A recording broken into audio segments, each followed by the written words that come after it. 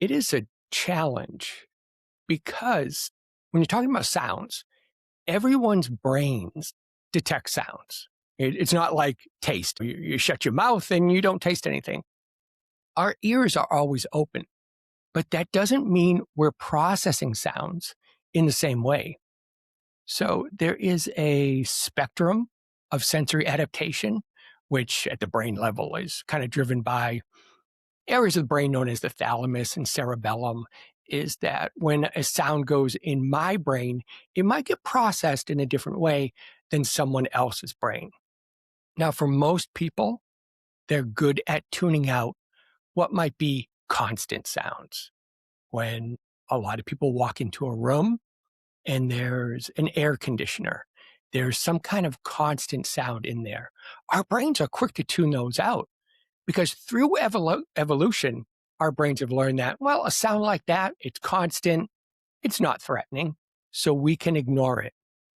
But that is not true for everyone's brains, especially neurodivergent brains. Some individuals, for whatever reason, their brains are not as good as others at tuning out sounds.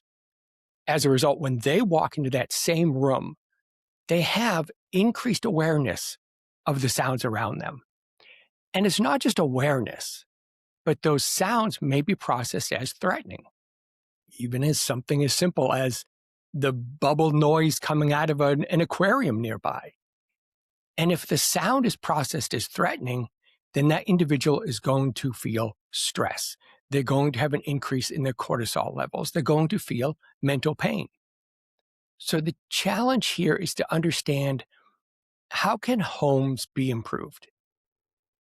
And so visualize that everyone's home, to some degree, is a symphony of chaotic noise. And symphony even is a misuse here, because you think of symphony as the coordination of positive sounds for enjoyment. But this is not that. It's really chaotic noise.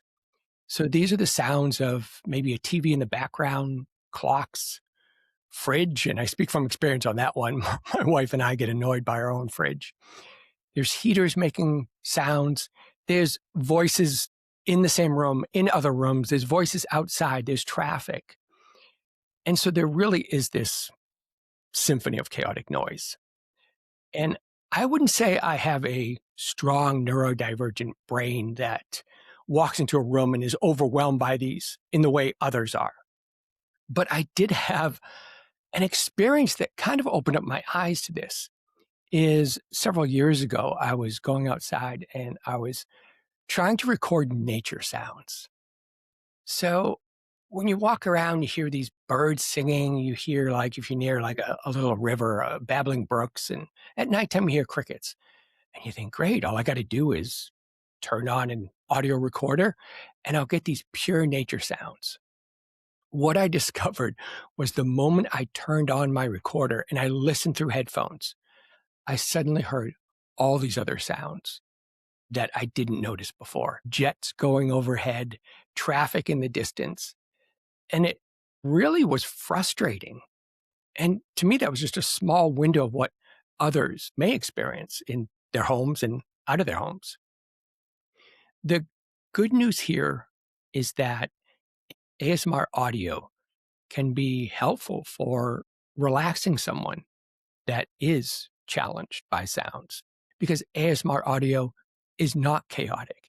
It is purposely gentle, it's methodical and therefore predictable, and it's created to help people and relax them. I was part of a team that did a survey several years ago, and we've been collecting lots of data. And one of the key things that we saw in our data set is that the number one benefit of ASMR content was that it makes people, or it helps people, feel relaxed, and it reduces their stress. And then other studies have also looked at the effects of ASMR on individuals. And sure enough, physiological benefits are also confirmed, meaning reduction of heart rate and reduction of blood pressure.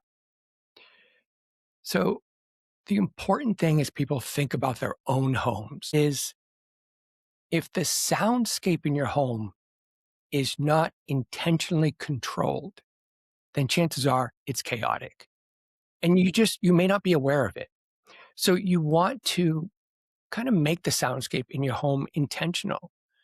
And I think a good way to think of this is right now, visualize your home, visualize your living room, look around.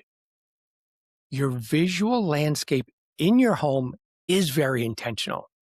You've selected certain paintings or pictures to be hung on the wall. You have photographs in a certain arrangement on tables.